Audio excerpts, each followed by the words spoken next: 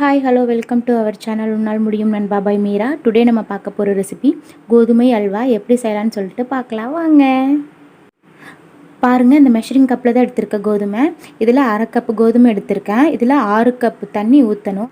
இப்போ பாருங்கள், 6 கப் தண்ணி ஊற்றி கலந்து வச்சுருக்கேன். இதோட கன்சிஸ்டன்சி எப்படி இருக்கணும்னா இப்படி இருக்கணும். இப்போ பாருங்கள், தொட்டால் கூட எதுவும் ஒட்டலை, கெட்டியாக இருக்கக்கூடாது. நெக்ஸ்ட்டு கடாயை பற்ற வச்சு முந்திரிலாம் வணக்கி எடுத்துடலாம். கடாய் காஞ்சிருச்சு, நெய் ஊற்றிக்கலாம். 1 ஸ்பூன் ஊற்றிக்கிறேன்.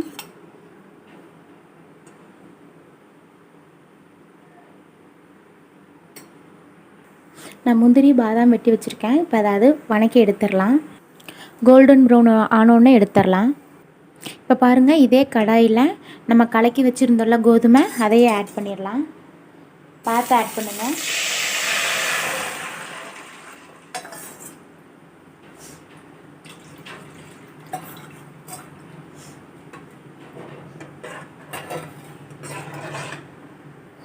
இது நல்லா கை விட்டு கிண்டிகிட்டே இருங்க.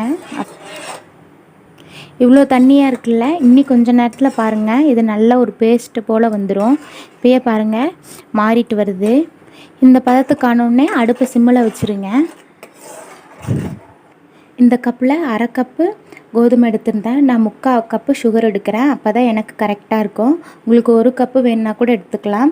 சுகர் அளவாக இருந்தால் தான் சாப்பிட்றதுக்கும் நல்லாயிருக்கும். இன்னும் கொஞ்சம் சேர்த்து சாப்பிட முடியும். ஸோ நான் 3/4 கப்பு மட்டும் எடுத்திருக்கேன் சுகர். இப்போ பாருங்கள், இது போல் இருக்குது, கொஞ்சம் திக்காக இருக்குது. அடுத்து நம்ம ஒரு 6 ஸ்பூன்லேருந்து 7 ஸ்பூன் வரைக்கும் நெய் சேர்த்துக்கலாம்.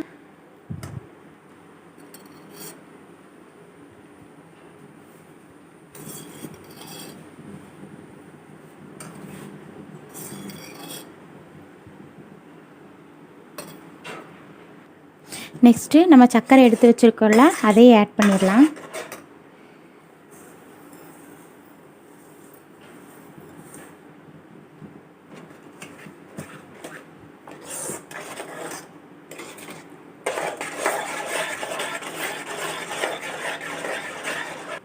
நான் 6 ஸ்பூன் நெய் சொல்லியிருந்தேன்ல, ஃபஸ்ட்டு நான் 3 ஸ்பூன் தான் ஊற்றிருந்தேன்.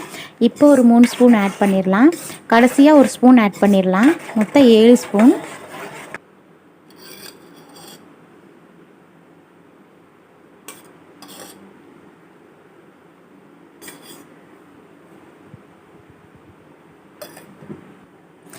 இங்கே பாருங்கள், இது போல் திரண்டு வந்தோடனே அடுப்பை ஆஃப் பண்ணிடலாம். நெக்ஸ்ட்டு முந்திரி பாதாமில் ஆட் பண்ணிடலாம்.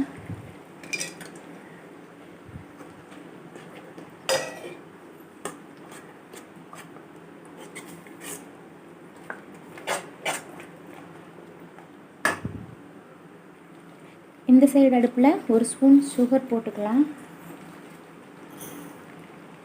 இது கேரமலைஸ் பண்ண போகிறோம் கலருக்கு வேண்டி.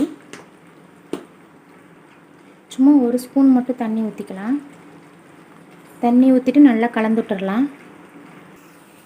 இப்போ இது நல்லா கலந்துகிட்டே இருந்தோம்னா கலர் மாறும். அதை எடுத்து நம்ம அல்வாவில் போட்டுடலாம்.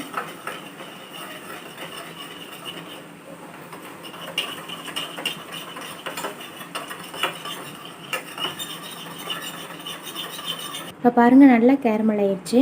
இதை நம்ம ஹல்வாவில் சேர்த்துடலாம்.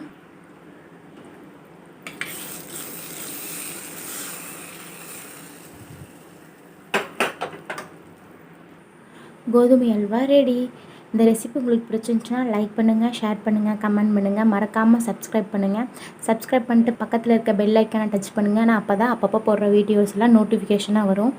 தேங்க்ஸ் ஃபார் வாட்சிங்.